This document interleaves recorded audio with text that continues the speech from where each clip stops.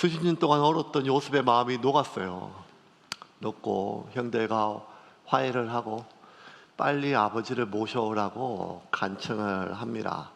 그 마음이 어떻겠어요? 어리둥절하죠. 정신이 하나도 없어요. 그래도 요셉은 빨리 그 마음을 녹이고 형들의 목을 껴안아 울고 베냐민의 목을 껴안아 울고 그러고 나서 아버지를 꼭 모셔오라고 형들에게 당부를 합니다. 우리 9절과 10절 같이 읽겠습니다. 당신들은 속히 아버지께로 올라가서 아르기를 아버지의 아들 요셉의 말에 하나님이 나를 애굽 전국의 주로 세우셨으니 지체 말고 내게로 내려오사 아버지의 아들들과 아버지의 손자들과 아버지의 양과 소와 모든 소유가 고센 땅에 머물며 나와 가깝게 하소서. 그렇게 불러오시라 하면서 아버지를 설득할 이유에 대해서 구체적으로 하나하나 설명을 해줘요. 이렇게 아버지한테 얘기하십시오. 아버지, 지난 2년 동안 얼마나 흉년 때문에 지금 다 죽게 생겼습니까? 그런데 이 지독한 흉년이 앞으로 5년이나 더 지속될 겁니다. 그러면 가나안 땅에 있으면 다 죽습니다. 지금 세상 천지에, 말 그대로 우리나라가 아니라 이 온 지구 전체에 양식 있는 곳은 내가 총리로 있는 이 애국뿐입니다. 그러니 5년 안에 가나안의 사람만 죽는 것이 아니라 짐승도 다 죽습니다. 그러니 오셔야 됩니다. 거기 있다가는 다 죽습니다. 그렇게 설명하고, 그래도 못 믿겠으면, 아니 뭘 나 하나 모시는 게 아니라 나 하나 움직이면 70명이 움직여야 되는데 이 가뭄 끝에 사람 하나만 싣고 늘어도 그게 얼마나 힘들고 어려운데 70명을 다 어떻게 먹이고 살리냐 걱정하시면, 형님들이 당신들이 본 것 똑바로 다 그냥 사실 그대로 얘기해 주십시오. 우리 동생 요셉이 애굽에서 얼마나 높은지, 얼마나 재산이 많은지, 땅이 다 자기 건지, 양식이 넘치고 70명이 아니라 700명, 7,000명도 먹이고 살릴 수 있음을 아버지에게 형님들이 본 대로 그대로 얘기해 주십시오 라고 하면서 아버지를 설득할 이유에 대해서 하나하나 설명을 합니다. 11절부터 13절입니다. 같이 읽겠습니다. 흉년이 아직 5해가 있으니 내가 거기서 아버지를 봉양하리이다. 아버지와 아버지의 가족과 아버지께 속한 모든 사람에게 부족함이 없도록 하겠나이다 하더라고 전하소서. 당신들의 눈과 내 아우 베냐민의 눈이 보는 바 당신들에게 이 말을 하는 것은 내 입이라. 당신들은 내가 애굽에서 누리는 영화와 당신들이 본 모든 것을 다 내 아버지께 아뢰고 속히 모시고 내려오소서 하며. 제가 되게 똑똑해서 어렵게 얘기할 수 있거든요. 진짜 어렵게. 그런데 이렇게 쉽게 하나하나 풀어가지고 설명하는 거는 누구나 이 예배에 오신 분들 이해할 수 있도록 하나하나 설명하는 거예요. 그죠? 예. 이렇게까지 설명했는데 못 알아들으면 방법이 없어요. 그러니까 여러분들 왜 저렇게 하나하나 설명하고 성경을 또 읽고 하느냐? 예. 한 명도 이해하지 못하고 없이, 그리고 여러분이 까먹을까봐 제목도 2글자 이상 절대 안 써요. 3글자도 까먹을까봐 던짐 뭐 아니면 뭐 수레 뭐 이런 것들 멋있게 지금 막 제목을 정하려다가 3글자 넣으면 또 까먹겠지 싶어가지고, 예. 지난주 말씀 다 기억하시죠? 해빙 다 녹았어요. 그리고 이제 녹았고 나서 아버지를 초청했어요. 하나하나 다 보내는데 설명을 다 입에 넣어줘요. 그러면서 그냥 보내는 게 아니라 길양식이라고 그래가지고 먼 길을 가잖아요. 먼 길 하니까 길에서 먹을 수 있는 모든 것들을 다 보내요. 한 차 실어줬어요. 한 차 실어주고 돈을 엄청나게, 특히 베냐민에게 많이 주고 돈도 많이 보냈어요. 그리고 아버지를 잘 설득해 오세요. 왜냐하면 이거 보통 이야기가 아니거든요. 이민 오라는 말이니까요. 그래서 그 이야기를 듣고 형들이 도착했어요. 빨리 도착했어요. 도착해서 이제 얘기를 해요. 아버지 여차 해가지고 이렇게 합니다. 그런데 요셉이 하나 걱정이 있었어요. 양식도 많이 주고 수레도 보내주고 돈도 많이 보내줬는데 이 인간들이 가다가 또 싸울까봐. 이 야곱 집안이 싸우는 게 아주 그냥 그러니까 이게 야곱만 게 아니라 아담 이후로 계속돼요. 계속 형제끼리 부모와 자식끼리. 그래서 그 많은 돈을 주고 다 주고 나서 보통은 이렇게 얘기하는 게 맞잖아요. 당신들이 나 죽인 거 용서했어요. 복수 안 할 거예요. 그 믿어도 돼요. 그러니까 걱정하지 마세요. 보통 이게 제일 큰 말이잖아요. 그런데 요셉이 아무 얘기 안 하고 뭐 하는가 하면 제발 좀 갈 때 싸우지 말라고. 그 20년 전에 누가 요셉 죽이자고 했는지, 누가 더 많이 죄를 졌는지, 그때 내가 살리자고 했다고, 뭐 이렇게 그거 싸우지 말라고 하면서, 이게 필요 없는 말인 같은데 넣어요. 왜냐하면 요셉이 봤을 때 지금 가장 중요한 것은 아버지를 모셔오는 거예요. 그리고 아버지를 모셔오는 건 단순히 내가 효도하려는 게 아니라 자기 아버지 야곱, 그 할아버지 또 이삭, 그 또 할아버지 또 아브라함 때부터 하나님께서 이 가정을 통해서 이 온 세상을 살릴 하나님의 나라를 세우려고 하는 놀라운 섭리를 이제 완전히 받아들였어요. 그게 얼마나 귀해요. 그건 내 목숨보다 귀하고 내 원함보다 귀해요. 그러니까 그 하나님이 내게 주신 소명 앞에, 그 섭리 앞에서는요, 그 자신이 20년 동안 자신을 죽이려고 했던 철천지의 원수 같은 것은 그 아프고 힘든 일이지만 그 빨리 잊어야 돼요. 일을 그르치면 안 되니까. 내가 용서했으니까. 그러니 형들도 제발 그 엄청난 일을 하기 위해서 그 감정 상하고 다투는 것들 때문에 그거 하지 말라는 거예요. 그래서 요셉이 가는 길에 다투지 말라 당부하고 보냈어요. 보내고 나서 아버지에게 자초지정을 다 설명을 해요. 아버지, 요셉이 살아있어요. 요셉이 총리예요. 엄청난 부자예요.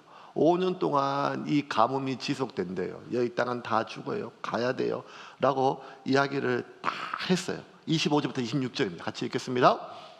그들이 애굽에서 올라와 가나안 땅으로 들어가서 아버지 야곱에게 이르러 알리어 이르되 요셉이 지금까지 살아있어 애굽 땅 총리가 되었더이다. 야곱이 그들의 말을 믿지 못하여 어리둥절하더니, 야곱이 그 말을 믿지 못하여 어리둥절이라는 표현을 썼는데 원어를 보면요, 맥이 풀려서 그 푹 주저앉았어요. 아니, 이것들이 애굽만 갔다 오면 희한한 얘기를 해요. 아니, 왜 애굽만 갔다 오면 시몬 잡혀있다 하고 뭐 잡아가야 된다고, 베냐민 잡아가야 된다, 애굽만 하여 갔다 오면 그냥 이것도 무슨 말이에요. 여러분, 17년 동안 애지중지 키웠던 그 아들이 시체도 찾지 못하고 갈갈이 찢긴 그 옷만, 피 묻은 옷만 가지고 죽었다는 이야기를 듣고 온전히 살아있을 수 있는 부모가 누구 있겠어요? 제정신이 아니죠. 혼이 빠지는 게 아니라 그냥 살 수가 없죠. 17년 동안 키웠는데요. 근데 그것보다 더 기가 막힌 이야기는 뭔가 하면 그 아들이 죽었어요. 시체도 못 찾았어요. 못 묻었어요. 어디에 묻어요? 가슴에 묻죠. 20년 동안 가슴에 매일 묻어요. 매일 묻어요. 돌아가신 아버지는 한 20년 지나면 목소리도 기억이 안 나요. 근데 자식은 안 그렇잖아요. 자식은 그게 안 그렇잖아요. 20년 동안 매일 묻었어요. 매일. 그러면 매일 장례를 치렀단 말이에요. 생각날 때마다, 좋은 거 먹을 때마다, 해가 바뀔 때마다, 요셉이 좋아하는 음식, 요셉이 좋아하는 꽃 필 때마다 그거 되살아나고 되살아난 아들이 다시 매일 묻어야 돼요. 그게 사람이 할 짓이 아니잖아요. 20년 동안 묻었고 20년 동안 죽었어요. 그거 20년 동안 자식의 죽음을 매일 경험하는데 20년이 넘도록 죽은 아들이 갑자기 살아있다는 이 이야기는 혼이 나갈 일이죠. 아니, 그 자리에 주저앉을 수밖에 없어요. 다리가 풀리고 맥이 풀리고 정신이 나가요. 그런 얘기를 지금 하는 거예요. 그러니 그 요셉이 지금 애굽에 있으니 아버지 요셉 보러 가요. 아니, 다 싸가지고 가야 돼요. 아버지만 가는 게 아니라 우리 가족 다 가야 살 수 있어요. 라고 이야기를 해요. 여러분, 이 말 믿을 수 있겠어요? 믿기가 못하죠. 시므온 살리려면 베냐민 가야 됩니다. 그 말도 못 믿었는데 죽었던 요셉이 살아있다는 말을 어떻게 믿고, 그 요셉이 내 아들 시므온을 잡아놓았고 내 아들 베냐민을 빼앗아 가려고 했던 그 애굽의 그 무서운 총리라는 말을 어떻게 믿어요? 이 말을 믿을 수가 더 없죠. 더군다나 그냥 요셉이 살아있단 말만 한 게 아니라 짐을 다 싸가지고 이민을 가야 되는데 이민 가야 되는 땅이 어딘가 하면 애굽이에요. 귀가 따갑게 아브라함한테 이삭한테 들었던 얘기예요. 애굽이 어떤 땅이에요? 아버지, 할아버지 아브라함이 소명을 받고 본토 친척 아버지 집에 떠나 이 가나안에 살고 있다가 흉년이 들어가지고 하나님께 묻지도 않고 애굽 갔다가 마누라 팔아먹고 인간으로서 당할 수 없는 치욕을 당했잖아요. 애굽은 이 야곱 가문의 어떤 땅인가 하면 실패의 땅이에요. 그거 가면 죽어요. 마누라 팔아먹고 천하의 몹쓸 인간,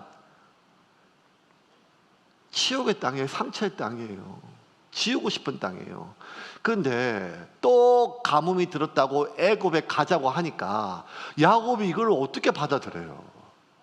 이거를 죽었던 아들이 살아있다고 총리를 하고 애굽으로 다 가야 하는 날, 이 말을 믿을 수 없는 게 아니라 믿을 힘이 없는 거예요. 믿을 힘이 애굽으로 출발할 수가 없죠. 아니 도저히 출발할 수가 없어요. 야곱은 안 돼요. 베냐민도 못 줬는데 자기가 어떻게 애굽으로 가요? 그런데 더 기가 막힌 건요, 갑자기 그 맥이 풀리고 다리도 풀리고 다 죽어가는 노인네가 자리를 박차고 일어나서 가자 하고 길을 나서요. 바카스를 먹은 것 같아요. 28절 같이 읽겠습니다. 이스라엘이 이르되 조카도다 내 아들 요셉이 지금까지 살아있으니 내가 죽기 전에 가서 그를 보리라 하니라. 이거는 바카스만으로도 안 돼요. 드신 날과 드시지 않는 날 차이. 아로나민 골드와 같이 먹어야 돼요. 그렇지 않고 이렇게 일어날 수가 없어요. 왜 일어났을까요? 다 죽어간 노인이 그걸 어떻게 믿을 수 있었을까요? 그 엄청난 결정을 어떻게 할까요? 대가족 70명을 이끌고, 그것도 그 상처의 땅, 트라우마의 땅 애굽으로 어떻게 건너갈까요? 본문 속에 딱 한 절 그 이유가 나와요. 다 죽어가고 정신이 빠지고 혼이 빠지고 주저앉고 기진맥진했던 그 야곱이 정신을 차렸던 이유에 대해서 단 한 절, 27절. 그게 뭔가 하면 바로가 보내준 수레 때문이에요. 수레. 27절 같이 읽겠습니다. 그들이 또 요셉이 자기들에게 부탁한 모든 말로 그에게 말하매 그들의 아버지 야곱은 요셉이 자기를 태우려고 보낸 수레를 보고서야 기운이 소생한지라. 모든 말을 다 했는데 그 말은 더 기운이 빠졌어요. 정신이 나갔어요. 근데 언제 기운이 찼는가 하면 수레를 보고서야 기운이 소생한지라. 다 죽어가는 남편도 차 사주면 일어나요. 벌떡. 남자들은 차 보면 뭐 정신을 못 차리니까. 수레라고 번역됐죠. 마차예요. 마차. 바로가 보내줬던 의존용 좋은 마차예요. 이 마차를 보고 야곱이 정신을 차렸어요. 18절 19절 한번 같이 읽어볼까요? 바로가 보내준 마차 같이 읽겠습니다. 너희 아버지와 너희 가족을 이끌고 내게로 오라. 내가 너희에게 애굽의 좋은 땅을 주리니 너희가 나라의 기름진 것을 먹으리라. 이제 명령을 받았으니 이렇게 하라. 너희는 애굽 땅에서 수레를 가져다가 너희 자녀와 아내를 태우고 너희 아버지를 모셔오라. 야곱이 받았던 많은 선물이 있어요. 지금 자식들이 지금 하는 말이 사실임을 입증하기 위해서 요셉이 예물을 많이 보냈어요. 짐승도 많이 보내고 비싼 거 다 보내고 돈도 보내고 양식도 보냈어요. 근데 그거 보고 믿은 게 아니에요. 어디에 지금 뭐가 딱 매칭이 됐는가 하면 수레를 보고서야. 근데 이 수레가 그냥 우리 짐 싣는 구루마 이렇게 생각하면 안 되고요. 마차예요, 마차. 근데 이 마차가 지금 이게 4,000년 전에, 3,900년 전의 일이에요. 3,900년 전. 그러니까 이 당시의 최고는 뭔가 하면 지금 아직 팔레스타인은 농경 문화가 유목민화예요. 그리고 이 당시 최첨단 산업은 반도체가 아니라 농업이란 말이에요. 그러니 겨우 전쟁의 최고의 무기는 활, 창, 그리고 말 타는 기병인데 이집트가 최첨단으로 뭘 하는가 하면 전차, 말이 끄는 마차에서 싸우는 전차. 전차의 수가 오늘날도 우리가 탱크를 전차라고 부르잖아요. 탱크하고 전차는 완전히 다르거든요. 예, 말이 끄는 구루마하고 완전히 다른데 왜 전차를 부르는가 하면 이거는 육상 보병의 최강의 무기예요, 이게.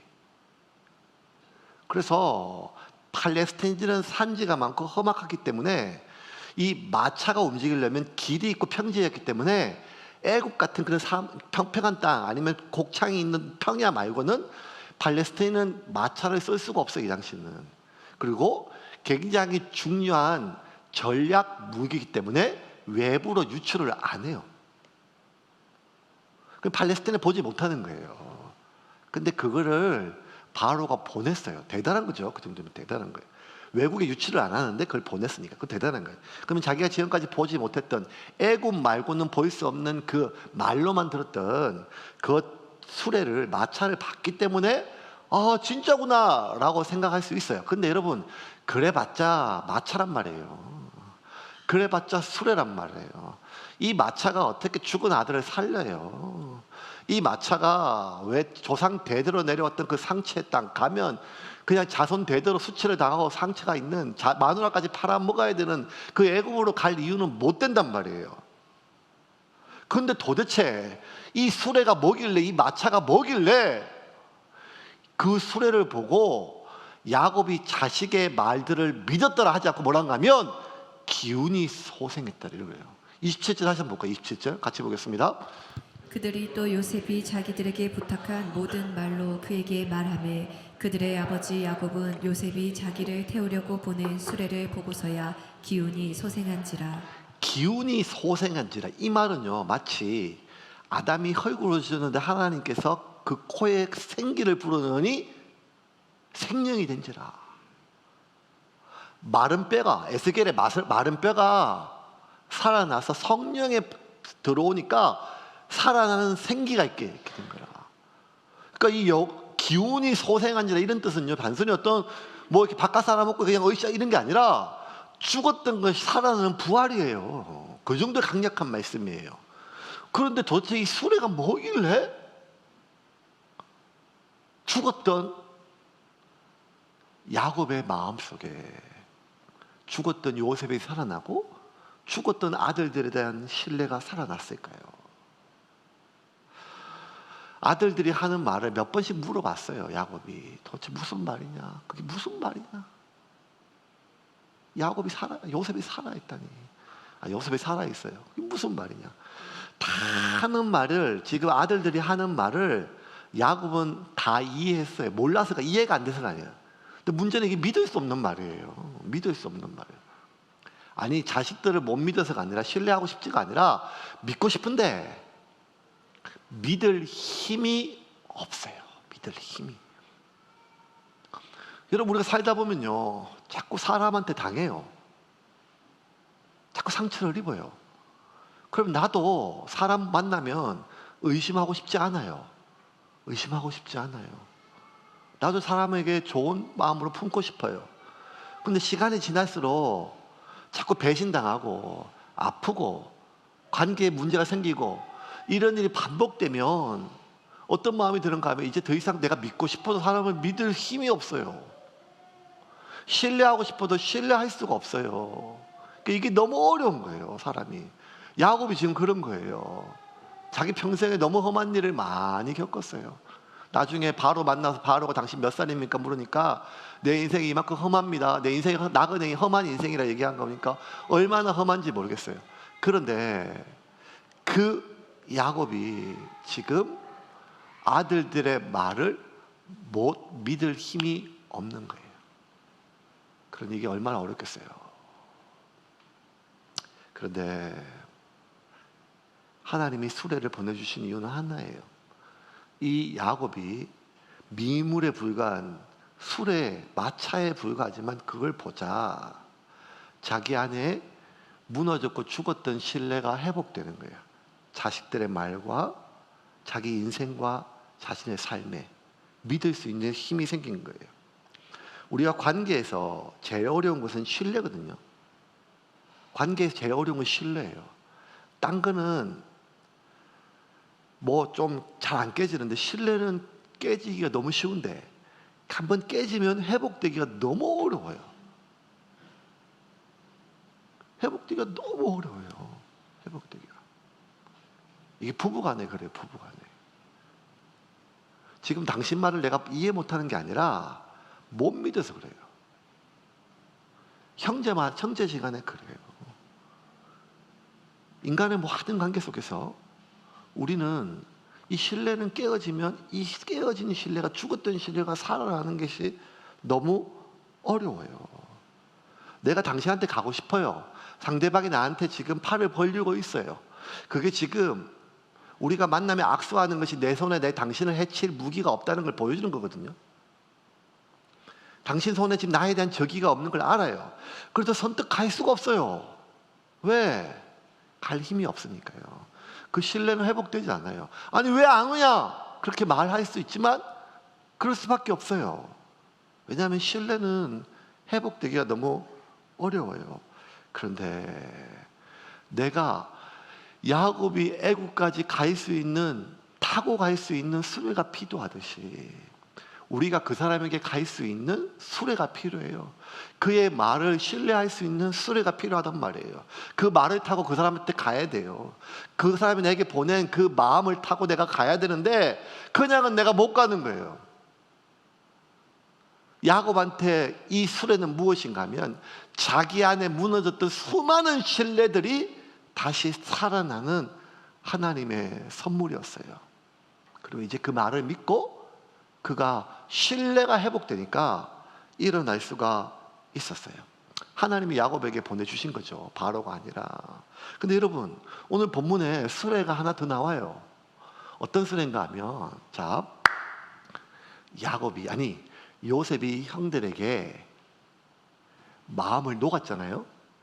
형들이 마지막까지 그 베냐민을 살리려고 애쓰고 자기 목숨까지 버리는 걸 다 보고 복수하고 싶다가도 마음이 다 녹았어요.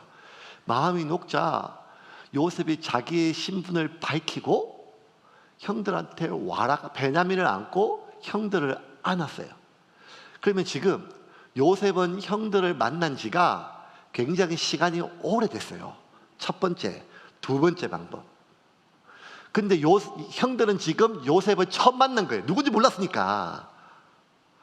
그가 애굽이 총리였지. 총리로는 계속 만났고 생각이 있었지만 요셉은 지금 죽었던 요셉 처음 만난 거예요. 지금 막 만난 거예요. 근데 앞에 있는 요셉이 갑자기 내 목을 껴안고 형 내가 다 용서해서 괜찮아. 나 믿어. 나 믿지? 그 말이 제일 무섭잖아요. 나 믿지 이런 말이. 그러면 이제 이게 믿을 수가 있어. 지금 갑자기 자기가 죽였던 사람이 나타났으니까. 세상에서 제일 위험한 인물이 앞에 있는 인물이거든 지금. 근데 그 인물이 지금 나를 딱 안고 나한테 얘기를 해요.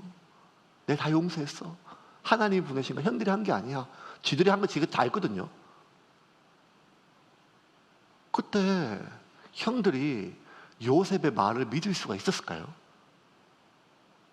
이 복잡한 미묘한 그 감정의 기류가 보여요. 12절과 15절 같이 읽겠습니다. 12절부터 15절까지 같이 읽겠습니다. 당신들의 눈과 내 아우 베냐민의 눈이 보는 바 당신들에게 이 말을 하는 것은 내 입이라. 당신들은 내가 애굽에서 누리는 영화와 당신들이 본 모든 것을 다 내 아버지께 알고 속히 모시고 내려오소서 하며. 15절까지. 자기 아우 베냐민의 목을 안고 우니 베냐민도 요셉의 목을 안고 우니라. 요셉이 또 형들과 입맞추며 안고 우니 형들이 그제서야 요셉과 말하니라. 자, 14절과 15절에 자기 아우 베냐민의 목을 안고 우니 베냐민도 요셉의 목을 안고 울어요. 베냐민은 자기 형 만났으니까 자기가 한 짓이 없잖아요. 그러니까 죽었던 형 만났어요. 죽었던 형을 만났어요. 베냐민은. 근데 형들은 자기가 죽인 요셉을 지금 만난 거예요. 지금 처음 만났어요. 근데 요셉이 갑자기 훅 들어와서 막 입을 맞추고 막 안고 막 울어요. 그러니까 형들은 지금 나를 안는 건지 목을 조르는 건지 모르겠죠. 근데 이게 중요해요. 그제야 요셉과 말하니라. 그제와 요셉과 말하니라. 이게 정말 기가 막힌 구절이에요. 아니 3,500년 전에 기록되어 있는데 어떻게 이렇게 세밀하게 묘사하는지 모르겠어요. 박경리의 토지 속에 그 어떤 문장보다 너무 세밀해요. 그제와 요셉과 말하니라는 거예요. 말하니라. 근데 여러분, 형들이 지금까지 요셉과 얼마나 말을 많이 했어요. 우리 간첩이 아닙니다. 정탐꾼이 아닙니다. 우리 한형제입니다. 아버지 아니 베냐민 가야 됩니다. 아니 베냐민 데려가야 됩니다. 아니 시몬 풀어줘야 됩니다. 얼마나 많은 말을 했어요. 그런데 지금 본문에 뭐라 했냐면 그제야 요셉과 말을 했다는 거예요. 지금까지 한 말은 말이 아니라는 거예요. 왜? 말은 마음의 씨앗이에요. 말이란 뜻이. 마음에서 온 말이에요. 말이란 단어가 마음에서 왔어요. 그 말은 우리가 얘기하는 뜻의 전달이 아니라 마음이 전달하게 하는 요소일 뿐이라는 거예요. 설교학에서 우리가 배우거든요. 설교학에서 우리가 의사소통할 때 이런 언어는 전달하는 내용은 3%밖에 안 돼요. 97%가 뭔가 하면 언어 외적인 요소예요. 밥 먹어 나와 밥 먹어 천지 차이거든요. 그러니까 여러분 제가 설교 마지막에 음악을 까는 이유는 중요한 이유예요. 왜? 말보다 더 중요한 것은 그 내용을 신뢰할 수 있는 그 상대방에 대한 신뢰가 가장 중요해요. 그래서 우리는 그 언어 외적인 많은 요소들로 지금 내가 당신을 좋아합니다. 당신을 신뢰합니다. 당신은 뭐 합니다. 여러분 제가 교인들 오면요. 하나 어떻게든지 눈 맞추려고 해요. 손 잡으려고 해요. 왜? 그거 왜 하는가 하면 그 손님 영업 비결 뭐 손님 관리 이런 게 아니라 설교를 할 건데 제 설교에 막힘이 없게 하기 위해서요. 여러분 이 설교 듣고 또 일주일 살아가야 되는데 뭐가 막히면 이거 또 일주일 굶어야 되거든요. 근데 요셉이 형들이 그제야 요셉과 말하니라. 지금까지 수많은 말을 했지만 그건 말이 아니라는 거예요. 왜? 지난 20년 동안 아니 수십 년 동안 요셉과 말할 수 없어요. 더 기가 막힌 거는요. 요셉이 형들이 요셉과 말과 관련된 마지막 구절이 언젠가 하면 팔기 직전에 요셉과 편하게 말을 할 수 없었니라. 이게 마지막 구절이었어요.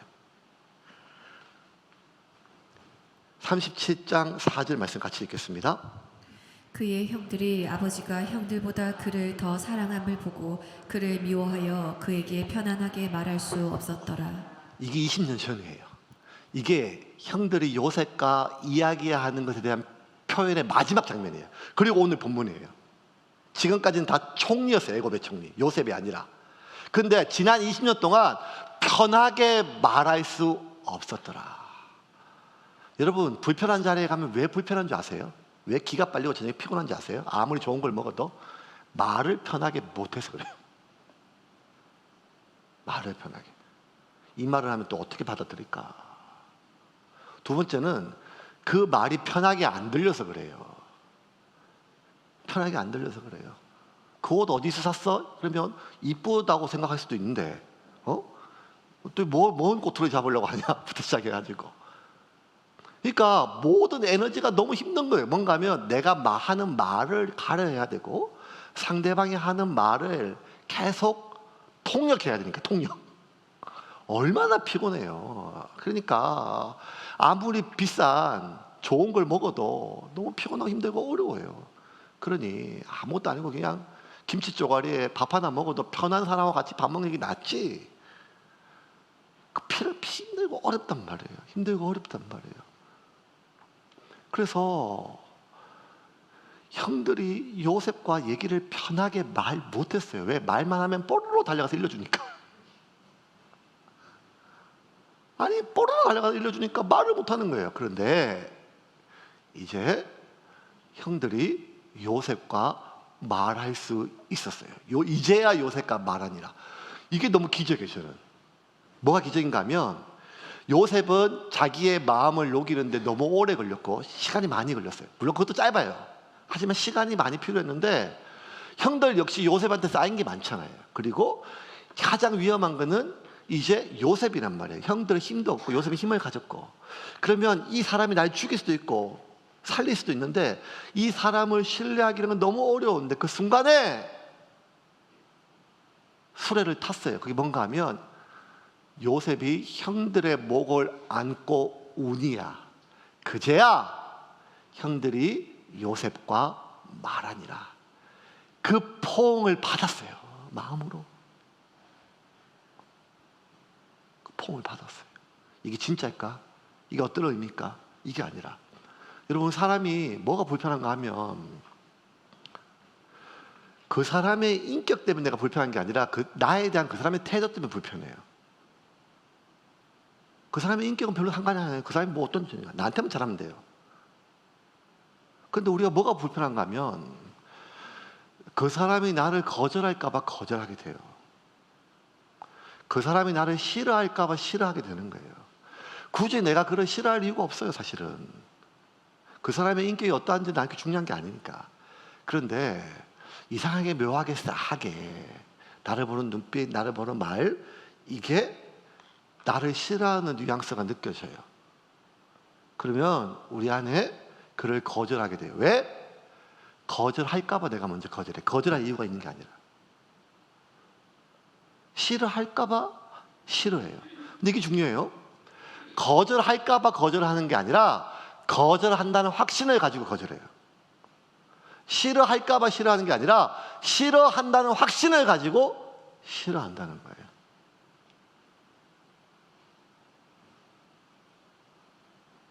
저는 하나님의 은혜로 요거를 잘 분별해요.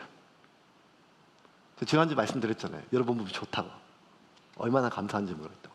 매주 똑같아요. 매주 똑같아요. 매주. 왕자병이 있어가지고, 자뻑이 있어가지고, 이게 진짜 이게 암이 있어서 사람들이 나 좋아한다. 지나가다 쳐다보면 내가 뭐 잘생겼나 보다. 이렇게 생각해요, 저는.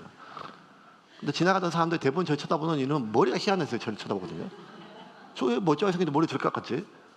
이렇게 하고. 막 지나가다 친구들하고 얘기하면 사람들 막 쳐다봐요. 그러면 뭐 내 목소리가 좋은갑다. 저는 이렇게 생각해요. 근데 그 사람들 보면 생기긴 멀쩡한데 말이 참 희한하게 한다. 이렇게 생각할 거야, 아마. 예. 그래서 자뻑이 있어요. 저는 이게 진짜 불치병이 힘든 병인데 이 목회에 너무 도움이 돼요. 저 좋아한다, 사람들이. 누가 막 그냥 안구 건조증이 와가지고 눈물이 자꾸 나요. 안구 건조증이 있으니까. 그러면 그냥 본인이 안구 건조증 때문에 눈물이 나는 건데 그냥 저 사람은 내 설교할 때마다 우네 막 이런 생각을 해요. 그 본인이 저한테 얘기해줬어. 자기 안구 건조증이라서 눈물 흘린다고. 그래도 그건 빨리 까먹어요, 제가. 이번 주도 또 우네. 이렇게.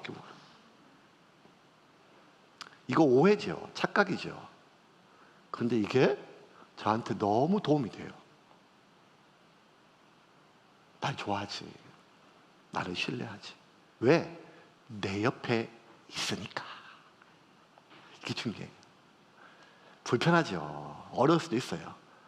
근데 여러분, 외양간이 깨끗하려면 소가 없어야 된다는 우리 선인들의 말은 정말 명언 중에 명언이에요. 깨끗하려면, 깔끔하려면 소가 없으면 돼요. 집이 조용하려면 애를 안 낳으면 돼요. 정말 내가 하고 싶은 대로 하고 먹고 싶은 대로 먹고 가고 싶은 대로 가고 싶으면 결혼을 안 하면 돼요. 근데 여러분 알잖아요.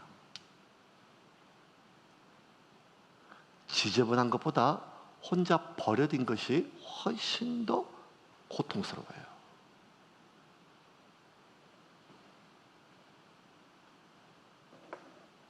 이제야 말할 수 있었어요. 그 뭔가 하면 요셉이 다 아는 것은 요셉이 기가 안는 것이 쉬웠겠어요. 자기를 죽인 사람인데.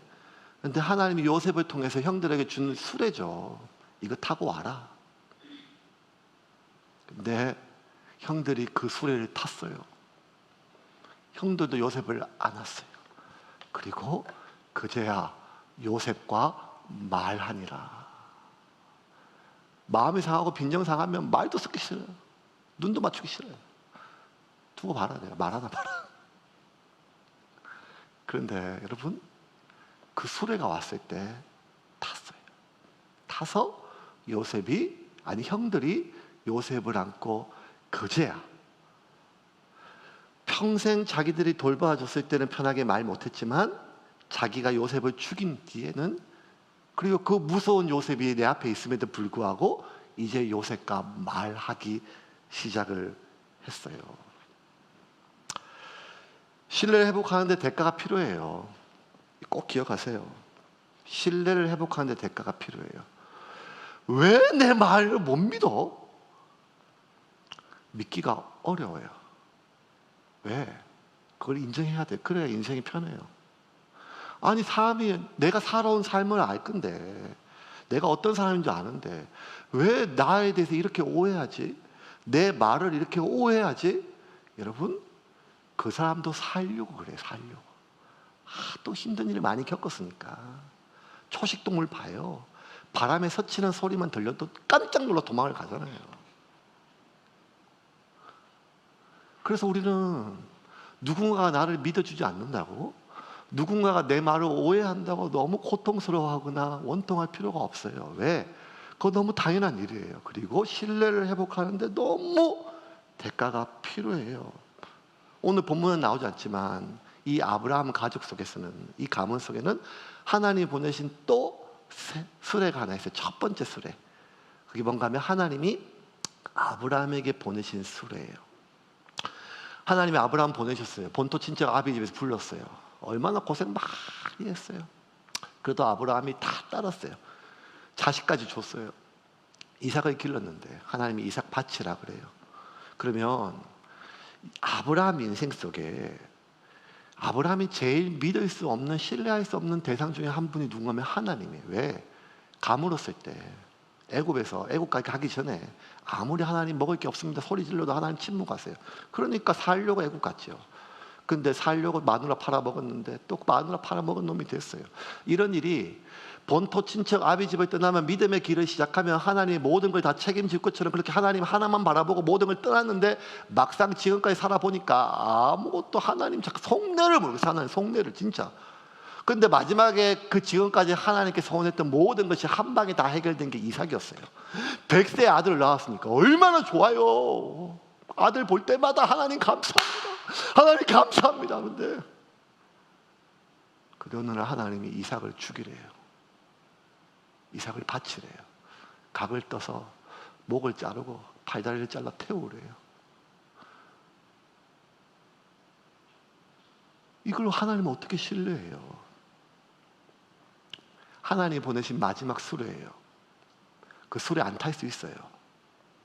근데 마지막 그 수레를 아브라함이 탔어요.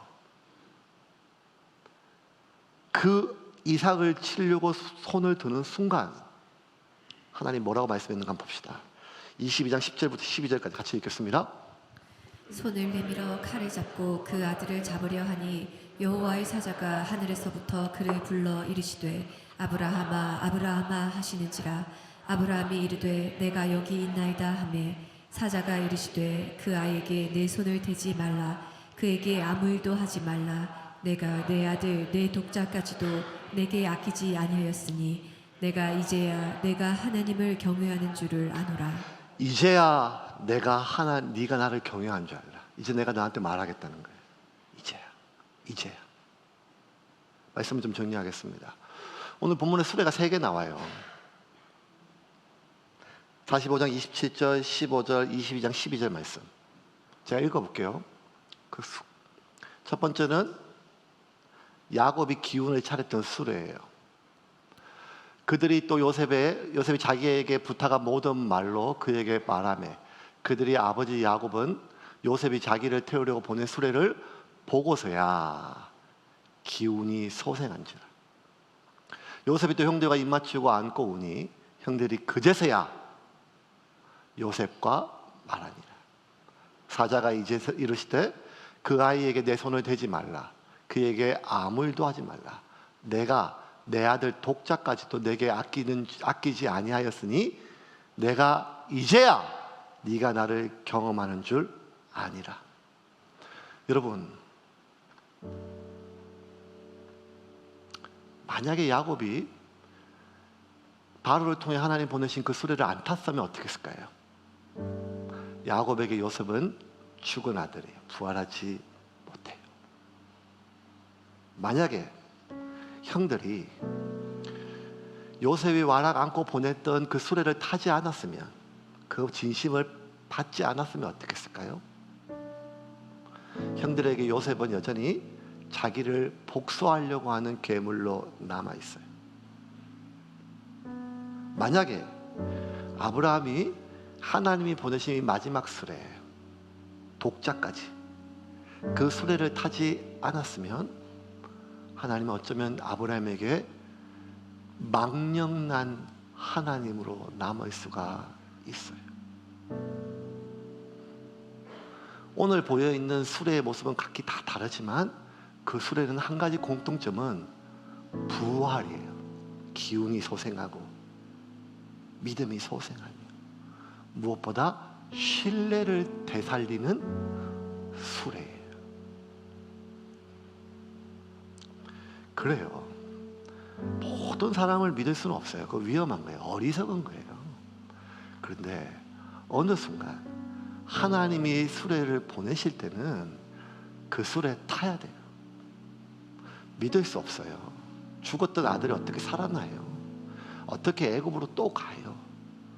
그럴 수 없어요, 하나님.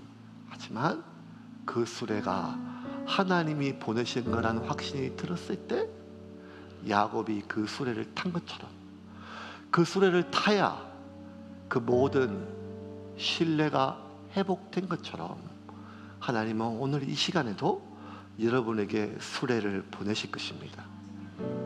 인사 안 하던 사람이 인사를 할 것입니다. 연락이 없던 사람이 연락을 할 것입니다. 하나님이 도저히 내가 던질 수 없는 것을 요구하실 때가 올 것입니다. 그때 던지십시오. 그 수레를 타십시오. 그래야 나를 향한 하나님의 섭리 안에 들어갈 수가 있는 것입니다. 쉬운 얘기가 아닙니다. 저는 또 걱정이 돼요.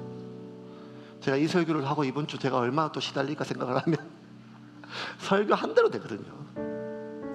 하지만 하나님을 믿고 하나님을 신뢰하고 하나님이 내게 맡겨주신 붙여주신 사람들을 그 사람이 아니라 그 하나님을 신뢰하여 우리에게 주어진 수레를 타고 소명의 길을 걷는 여러분이 되기를 주님의 이름으로 축원합니다.